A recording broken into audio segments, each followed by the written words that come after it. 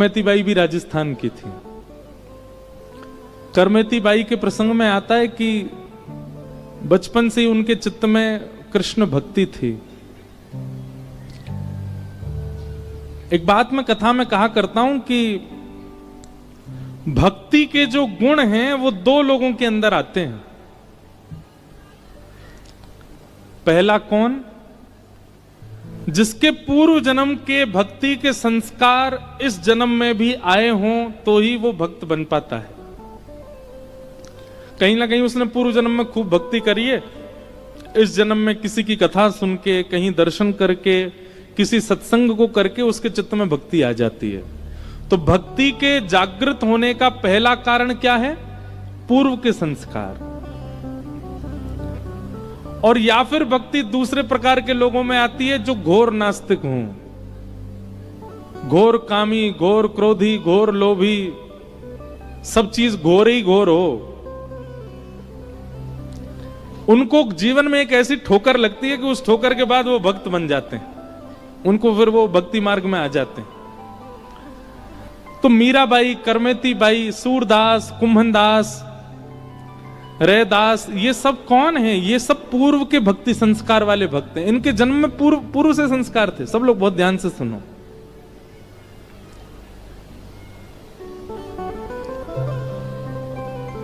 Karmeti by बचपन से कृष्ण भक्त। आपके पिताजी ने आपका ब्याह निश्चित कर दिया और जैसे ब्याह निश्चित हुआ तो करमेती बाई ने और तो कुछ नहीं देखा, केवल ये देखा कि जिनसे मेरा ब्याह हो रहा है वो पति में और परिवार में भक्ति के लक्षण है कि नहीं है। यहां जो भीतर बैठे हैं भैया, थोड़ी न शांति रखें, बस कोई आवे जावे बिल्कुल शांति से। आपको नहीं पता बाहर लोग कितने धूप में बैठे हैं। ये देखो यहां से पंडाल खुलना शुरू हो गया। तो जो लोग ध्यान से बैठे हैं, वैसे एक बात बुरा नहीं मानिएगा, सबसे ज्यादा ध्यान से पता कौन सुनते हैं? ये जो बैरिकेडिंग है इससे पीछे वाले सब लोग बहुत ध्यान से सुनते हैं। बस आगे वाले थोड़ी सावधानी रखा करें, इसलिए हम पीछे ही देखते रहते हैं, आगे वालों को देखते ही नहीं, उनकी बातें खत्म नहीं होती। तो इसलिए हमारी प्रार्थना है, बहुत भाव से आपको आगे बैठने का अवसर मिला है। आगे वालों को तो 3 घंटा पलक भी नहीं झपकनी चाहिए, इतना भाव से सुनना चाहिए। और आगे वालों से एक और निवेदन है हमारा कि व्यास से पूर्व ही कल आके बैठ जाइएगा। पीछे वाले बेचारे देखो कब आके बैठ जाते हैं, और यहां अभी एंट्री चली रही है, तो इसलिए आगे वाले थोड़ा सा अपने इस उपयोगिता का सावधानी से इस भाव को उपयोग करें कि पहले ही आ जाया करो, बहुत सावधानी से सुनो। तो करमेती बाई ने जब देखा कि मेरे जो जिनसे मेरा ब्याह हो रहा है, ना तो वो वैष्णव और ना वो परिवार वैष्णव, कैसे रहूं मैं?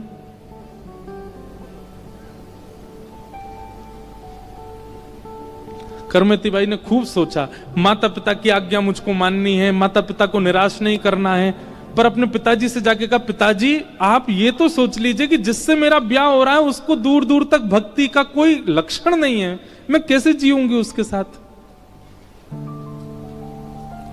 लेकिन प्राचीन काल में माता पिता, हो जाएगा बेटा, तुम सब कर दोगी, तुम्हारे साथ रहने से फिर हो जाएगा। करमेती बाई बोली, मैं अवसर नहीं देना चाहती हूं अपने आप को या किसी और को, ये मेरा अंतिम जन्म है, मुझे इसमें अपना कल्याण करना है। मैं अब ये देखूंगी नहीं कि उसके साथ जाके उसको फिर भक्त बनाऊं, जिसमें अभी से ही संस्कार मांस मदिरा आदि के हैं, वो कैसे भगवत भजन करेगा? लेकिन पिताजी नहीं माने। अच्छा कुल है, अच्छा खानदान है, अच्छा सब संपत्ति है, कोई बात नहीं। करमेती बाई बहुत परेशान हो गई। जिस दिन करमेती बाई का ब्याह था, जैसे जैसे बारात आती जा रही है, करमेती बाई इतना चिंतन में कि क्या करूं। कान पकड़ के कक्ष में ही क्षमा मांग ली माता पिता से, और द्वार पर बारात आई और करमेती बाई वृंदावन भाग गई। उसी समय छोड़ के चली गई घर।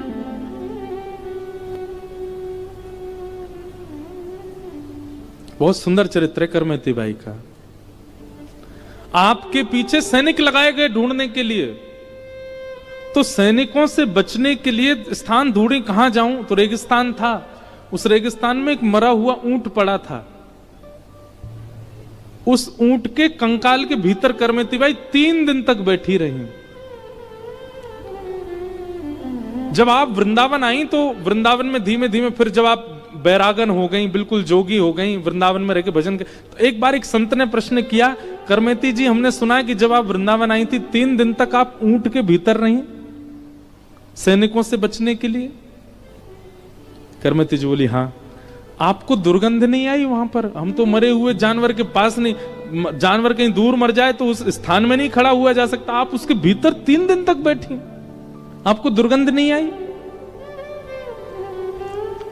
करमेती बाई का उत्तर बहुत सुंदर है, समझ में आ जाए तो बड़ी बात है। करमेती बाई कहती हैं, मरे हुए कंकाल में इतनी दुर्गंध नहीं होती जितनी दुर्गंध संसार के विषयों में होती है। जिस दिन संसार के विषय की दुर्गंध आ जाएगी ना, उस दिन मरे हुए ऊंट की दुर्गंध फीकी लगेगी। इस संसार का काम, संसार का क्रोध, संसार का लोभ, संसार में भौतिकवाद का लोभ, इसकी दुर्गंध जब तक नहीं आ रही है तब तक आपको विषयों, बाहर के जानवरों की दुर्गंध लग रही है। जिस दिन विषयों से दुर्गंध आने लग गई उस दिन ये दुर्गंध कम लगेगी आपको। तो करमेती बाई सब छोड़ के वृंदावन आ गए। तब आपके पिताजी ढूंढते ढूंढते वृंदावन आए और करमेती बाई सालों बाद उनके पिताजी को मिल गई। तब करमेती बाई से उनके पिताजी ने कहा, बेटी तो अपने आप को भक्त कहती है, अपने आप को साधक कहती है, और एक माता पिता को रोता बिलखता छोड़ के आई। और रोना बिलखना बात एक है, तूने तो हमारी नाक कटवा दी नगर के आगे, बारात द्वार पर आके तू भाग गई। तो करमेती बाई देखो, इस प्रसंग का गलत अर्थ मत निकालिएगा, लेकिन प्रेम अतीत होता है तो व्यक्ति धर्म पर चिंतन नहीं करता। करमेती बाई हाथ जोड़ के पिताजी को प्रणाम करती हैं और पिताजी से कहती हैं, पिताजी क्षमा कीजिएगा, नाक उसकी कटती है जिसकी नाक होती है, और नाक उसी की होती है जो कृष्ण के होते हैं। आपकी नाक कैसे कट गई? नाक तो मेरी कट जाती अगर मैं उससे ब्याह कर लेती, तो नाक तो मेरी कटती अगर मैं ऐसे खानदान में जाती जहां मांस परोसा जाता है, जहां कृष्ण भक्तों की उपासना, अवहेलना की जाती, उपहास किया जाता है। और उसी वक्त अपने सेवा के गोपाल जी अपने पिताजी को दिए। पिता ने कहा कि अब हम कैसे जिए, तुम्हारी मां इतनी व्याकुल रहती है। तब करमेती बाई ने ठाकुर जी दिए, बोले आज से आपके यही पालनहार हैं, यही आपके पुत्र हैं, इन्हीं की सेवा करो। अपने माता पिता को भी भक्त बनाया। तो प्रेम, प्रेमी व्यक्ति कई बार धर्म का चिंतन नहीं करता, प्रेमी कई बार अर्थ का चिंतन नहीं करते, प्रेमियों की कई बार कोई कामना नहीं होती, वो निष्काम होते हैं। और प्रेमियों को मोक्ष की भी इच्छा नहीं होती, वो मोक्ष भी नहीं चाहते। उस प्रेम को चित्त में व्यवस्थित करने के लिए भागवत की रचना की गई। भागवत धर्म प्रधान, अर्थ प्रधान, काम प्रधान और मोक्ष प्रधान ग्रंथ नहीं है। श्रीमद् भागवत प्रेम प्रधान ग्रंथ है। इनके श्रवण के बाद, इनके आश्रय के बाद आप प्रेमी नहीं बने, आपने समय व्यर्थ किया कथा में आके। आप प्रेमी बन जाओ, प्रेमी बनो, आपका स्वभाव प्रेम में हो जाए। और प्रेमी का स्वभाव कैसा होता है पता है? वो एक बार मिलेगा,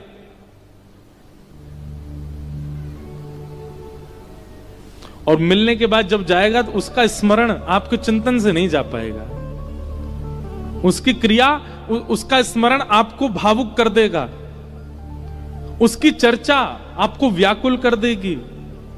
ये प्रेमी का स्वरूप होता है। वो जिनसे मिलता है वहां अपनी लंबी छाप छोड़ के जाता है। प्रेमी व्यक्ति का लक्षण है। हमारे ब्रज के रसिक संत, एक बार यदि आप मिल लोगे उनसे, आप भूल नहीं पाओगे उनको। उनका चिंतन, उनका स्मरण, उनका भाव सदैव चित्त में बना ही रहेगा। क्यों? क्योंकि वो प्रेम युक्त है। धर्म युक्त व्यक्ति का 2 रात्रि तक स्मरण हो सकता है, पर प्रेम युक्त व्यक्ति का स्मरण तो मरते दम तक रहता है, उसकी स्मृति नहीं जाती चित्त से। उस प्रेम को स्थापित करने वाली चित्त में श्रीमद् भागवत। तो वेद व्यास जी ने किस आश्रय से भागवत जी की रचना की? प्रेम। अब प्रेम बात कहूं तो प्रेम पर ही इतनी चर्चाएं याद आती हैं। अब करमती बाई याद आई, रसखान याद आ रहे हैं, कुम्मनदास याद आ रहे हैं, कृष्णदास याद आ रहे हैं। कल रात में अनुश्री जी, कुम्मनदास जी के हम देखो, ये भी कितना अच्छा भाव है ना कि कथा के बाद भी कोई संसारी चर्चा नहीं हो, तब भी भगवत चर्चा ही। आज हम वन भी गए, वहां भी भगवत चर्चा। एक वैष्णव के संग रहने का ये बहुत बड़ा लाभ है कि आप जितनी देर उसके साथ हैं कोई संसारी चर्चा होती ही नहीं है, वैष्णव चर्चा चलती है। कुम्मनदास उनके चरित्र में ऐसा वर्णन आता है कि इतने दीन थे, इतने गरीब थे कुम्मनदास। गरीब शब्द बोलने में मुझको थोड़ा अटपटा लगता है, इसलिए मैं दीन बोलता हूं। इतने दीन थे कि उनके घर में तिलक स्वरूप लगाने के लिए शीशे की आवश्यकता होती है, शीशा भी नहीं था। कठौते में जल भरते और उसमें अपनी छाया देखते और छाया देख के तिलक लगाते थे। कुम्मनदास जी के इस त्याग को देख करके ठाकुर जी इतने ही रीझ गए कि कुम्मनदास जी की गोद में स्वयं ठाकुर जी आ जाते थे। और स्वयं ठाकुर जी, छोटे से गोपाल जी आके कुम्मनदास जी की गोद में बैठते और सुबह सुबह नहा धो करके कुम्मनदास जी जब तिलक स्वरूप कर रहे होते सोई ठाकुर जी आ जाते। ठाकुर जी कठौता के जल को तो फैला देते और कहते, ए कुम्भना, तेरी आरसी तो मैं हूं। आरसी मतलब शीशा, तेरो शीशा तो मैं हूं। और ठाकुर जी अपने छोटे छोटे हाथों से कुम्मनदास जी का ऐसा मुख पकड़ते, बोले हाँ कुम्भना अब तिलक लगा। कुम्मनदास जी तिलक जैसे रखते, ठाकुर जी कहते नेक नेक इधर कर, हाँ नेक इधर कर, हम अब बीच में अब लगा ले। और जैसे किस देख टेढ़ो जा रहा हो, सीधो कर या सीधो कर, हाँ लग गयो। अरे वाह कुम्भना कितनो सुंदर लग रहा है, देख मेरो कुम्भना कितनो प्यारो। कुम्मनदास जी के नेत्र सजल हो जाते, ठाकुर जी उनसे तिलक लगवाते। क्यों? कुम्मनदास धर्मावली नहीं है, कुम्मनदास अर्थावली नहीं है, कुम्मनदास कोई बहुत बड़े सिद्ध नहीं है, कुम्मनदास प्रेमी है। उनके चित्त में प्रेम है। इसलिए हमारी प्रार्थना है भैया, कलयुग में सिद्ध, कलयुग में तपस्वी, कलयुग में वैरागी, विरक्त होना बहुत मुश्किल है। हम निंदा भाव से नहीं कह रहे हैं, पर हम जानते हैं, बहुत नजदीकी से देखते हैं, इसलिए हम कह रहे हैं बहुत मुश्किल है। पर कलयुग में प्रेमी बनना बहुत सरल है, बहुत सहज है। प्रेमी बन जाओ और वो प्रेम श्रीमद् भागवत से आएगा चित्त में। मीराबाई का स्वभाव था, आप किसी काले व्यक्ति को देख करके बोलोगे, मन में सोचोगे, बोलोगे नहीं, क्या बोलोगे? काला है, ठाकुर जी ने इसको काला बनाया है। किसी नाटे व्यक्ति को देख के बोलोगे, ठाकुर जी ने इसको नाटा बनाया। किसी लंबे, ओ ठाकुर जी ने कितना लंबा बनाया हो। किसी मोटे को देख के कितना खाता होगा, मोटा हो गया है। किसी पतले से वो बड़ा ध्यान रखता है, पतला है तभी। पर प्रेमी व्यक्ति को ये सब नहीं दिखता। प्रेमी को तो हर स्थिति में श्याम सुंदर ही दिखते हैं। मीराबाई किसी सांवले व्यक्ति को देखती तो उसको देख करके नेत्र सजल हो जाते मीराबाई के, और उस सांवला व्यक्ति कहता, बाई जी आपके नेत्र सजल क्यों हो रहे हैं मुझे देख के? मीराबाई कहती, तुम पर कितनी कृपा की ना ठाकुर जी ने। क्यों? अपना वर्ण तुमको दे दिया है, अपना रंग तुमको दिया है। किसी के घुंघराले केश देखती, भले ही स्वरूप सुंदर नहीं है, केश ही घुंघराले, मीराबाई भावुक हो जाती, तुम्हारे केश ठाकुर जी जैसे हैं ना। किसी की चतुराई देखती तो मीराबाई हंसने लग जाती और सोचती ऐसी चतुराई होगी, जब मक्खन चुरावे जाते होंगे ऐसे ही चतुर रहते होंगे। मतलब उनको किसी में दोष ही नहीं दिखता है, सब में ठाकुर जी का गुण दिखता है। ये प्रेमी का स्वभाव हो जाता है। आपके ओरछा के बुंदेलखंड के श्री हरिराम व्यास, उनका तो प्रसिद्ध पद है। हरिराम व्यास जी के सामने अगर कोई क्रोधी आ जाता तो हरिराम व्यास जी नहीं कहते क्रोध ही आया, यूं कहते हो परशुराम जी की कृपा वाला व्यक्ति आ रहा है, इस पर परशुराम जी की बहुत कृपा है। कोई बहुत लोभ ही आता, जिसको धन की बहुत इच्छा होती, हरिराम व्यास जी कहते इस पर बामन भगवान की बड़ी कृपा है। बामन भगवान भी लेने गए थे ना बलि के यहां। ये प्रेमियों का स्वभाव होता है कि वो जित देखो, जिस व्यक्ति को देखो, उसके गुण, उसके स्वभाव में भी ठाकुर जी को देख लेते हैं। ये प्रेमी का स्वरूप होता है। और ये प्रेम भागवत से आता है। का एक चरित्र आता है बहुत सुंदर।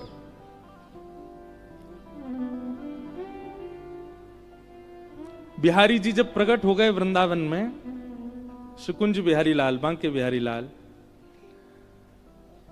तो 12 सोने की मोहर नित्य प्रकट हुआ करती थी उनके चरणों से। स्वामी श्री हरदास जी ने जब ये देखा कि ठाकुर जी के चरणों से नित्य 12 सोने की मोहर प्रकट होती हैं, तो कहीं कभी भविष्य में चल के किसी साधक का मन बिगड़ ना जाए, उसके लिए उन्होंने नियम बना दिया कि जितना धन बिहारी जी के चरणों से प्रकट होगा सब बिहारी जी की सेवा में ही लगेगा। कोई अगर अपने प्रयोग में, अपने भाव में उसका प्रयोग करेगा, उसका नाश हो जाएगा। तो नित्य स्वामी श्री हरदास जी महाराज 12 सोने की मोहरों से 56 भोग बनाते थे। थोड़ी सावधानी से सुनिएगा, ये रसिकों की बात है, सब जगह प्रकट होती नहीं, क्योंकि सागर वृंदावन है इसलिए बोल रहे हैं हम।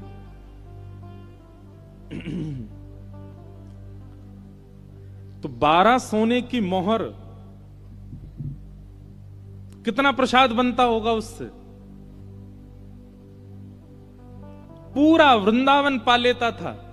और केवल वृंदावन के मानव ही नहीं पाते थे, वृंदावन के वनचर, जलचर, थलचर सब पाते थे। सबको प्रसाद वितरण किया जाता था। स्वामी जी ने नियम बना रखा था, ये पक्षियों के लिए है, ये वनचरों के लिए है, ये जलचरों के लिए है। लेकिन स्वयं स्वामी श्री हरदास जी महाराज वो क्या पाते थे? कुशा। एक कुशा लेते और खीर में बोरते, जितनी कुशा में खीर आती उतनी पाते बस।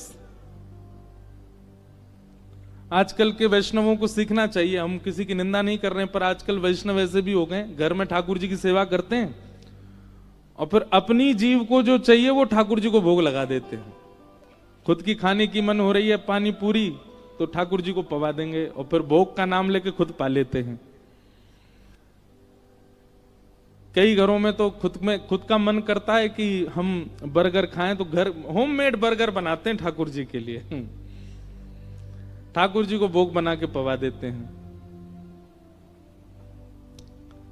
एक घर में तो हमने देखा, परोसा गया हमको भी, मैंने कि भाई ये क्या है? बोले महाराज जी ठाकुर जी को भोग लगा। मैंने ये है क्या? बोले हरा भरा कबाब।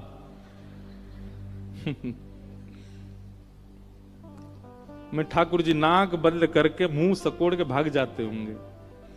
भाई देखो, एक बात याद रखिएगा, भगवत सेवा में कितनी सावधानी रखनी पड़ती है। जिन व्यंजनों का नाम भी उचित नहीं है वो भी ठाकुर जी की सेवा में नहीं जाते।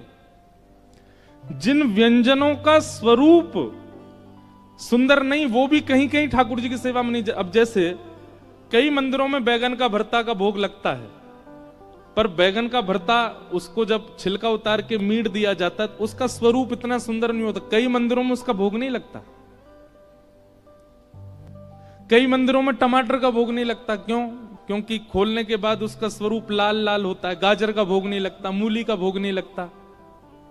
प्याज लहसुन ही बदनाम है, पर बहुत सारे सब्जियां हैं जिनका भोग नहीं लगता ठाकुर जी को। क्यों? क्योंकि भावना ऐसी, लाला छोटा सो है, और छोटा सा लाला जब ऐसी विचित्र सब्जी देखेगा तो डर जाएगा।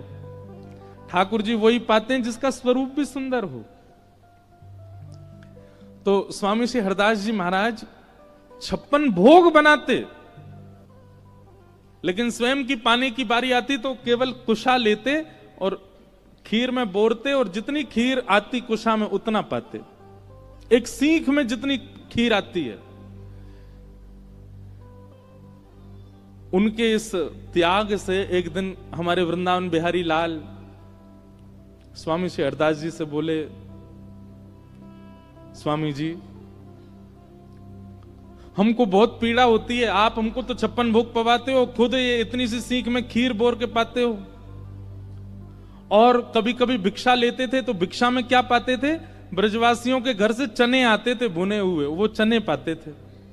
स्वामी श्री हरदास जी ठाकुर जी बोले, हमारी इच्छा है आप हमारे द्वारा हमारे अधरामृत का भोग पाया कीजिए। तो स्वामी श्री हरदास जी बोले, जय जय, आपको भोग पावे की इच्छा मुझे बहुत होवे, लेकिन मैं अपनी जीभ पे भरोसा ना करूं, कहीं आज जीव ने कभी पाते पाते भोग ना देख करके वस्तु पर दृष्टि डाल ली और वस्तु का भाव कहीं जीव पर आ गया तो मुझे बहुत पीड़ा होगी। मतलब कहीं भोग पाते पाते ऐसी स्थिति आ गई, अरे ये आलू की सब्जी बहुत बढ़िया बनी है, तो आलू की सब्जी ये पदार्थ है, फिर वो भोग नहीं है। कितनी सावधानी, मंदिर के प्रसाद के प्रति आपको व्यंजन का भाव रखना ही नहीं है, वो व्यंजन नहीं है। एक एक सामग्री को यही मान के पाना चाहिए ठाकुर जी के अधरामृत है, वो व्यंजन नहीं है। इसलिए हमारे ब्रज में अगर कभी प्रसाद गिर भी जाए तो विचार नहीं करते, तुरंत उठा के पा लेते हैं। वो धरती पे गिरा, मिट्टी में गिरा, उसके प्रति कोई भावना ऐसी नहीं रखते। तो स्वामी जी बोले, आपको भोग तो बहुत सुंदर बने, पर मोए अपनी जीभ पे भरोसा ना है, कहीं यहां जीव को स्वाद आ गयो व्यंजन को तो मुंह को बड़ी पीड़ा होएगी, या हमारे में नहीं कहीं पाऊं। ठाकुर जी बोले, हमें नहीं पता, आप हमारा भोग पाया करो, हमारा प्रसाद पाया करो। तो स्वामी श्री हरदास जी ने क्या किया, प्रिया प्रियतम दोनों को प्रसन्न करने के लिए, हमारे बिहारी जी को प्रसन्न करने के लिए एक ब्रजवासी के घर से आटे की भिक्षा मंगाई, आटा, और आटे की भिक्षा मंगा के उसमें यमुना जल डाल के आटा गूंद करके, और आटा गूंद करके 2 मुट्ठी में आटे की लोनी, जो बिना रोटी बने पहले जो गोल गोल आटा है, उसको ऐसे लेकर के ठाकुर जी पे 7 बार बारा, और ठाकुर जी के ऊपर 7 बार बार के ठाकुर जी की सबरी नजर उतार के वो आटा भून करके उसको पा लिया। बोला, हाँ अब पाऊंगा, ये ऐसे अन्न पालूंगा। बिहारी जी सर पे हाथ धर के बैठ गए, बोले, जय हो स्वामी जी, ये क्या बोले, आपने कही थी अन्न पाओ, अब मैं अन्न पा रहा हूं, अब मुझको यही पान दो। अब इतना त्याग में जीवन जीने वाले स्वामी जी, उनसे प्रसन्न नहीं होंगे बिहारी जी? रसोई में 56 भोग बनता है, पर वो किसके लिए बनता है? ठाकुर जी के लिए बनता है, ब्रजवासियों के लिए बनता है, वंचरों के लिए बनता है। वही बात हमारे गड़ा कोटा के श्री भगवत रसिक देव जी यहां क्या कह रहे हैं, प्राण जीवन धन लाल बिहारी, प्राण जीवन धन लाल बिहारी, वारी पियत है पानी, वारी पियत है पानी, भगवद रसिक सहायक सब दिन, भगवद रसिक सहायक सर्वोपरि सुखदानी, सर्वोपरि सुखदानी, मेरी महारानी राधा रानी, मेरी महारानी राधा रानी, मेरी महारानी श्री राधा रानी, मेरी श्री राधा, जाके बल सो सब सो तोरी, जाके बल सो सब सो तोरी, लोक वेद कुल कानी, लोक वेद कुल कानी, महारानी श्री राधा रानी मेरी महारानी श्री राधा रानी। तो भैया धन्य हैं और प्रणम्य हैं आप बुंदेलखंड के लोग, क्योंकि इसी बुंदेलखंड ने ही हमारे ब्रजरस को उजागर किया खूब। यहाँ के रसिक जन नहीं आए होते वृंदावन तो ऐसे सुंदर सुंदर भाव कहां से मिलते हमारे ब्रजवासियों को। हम भगवत प्रेमी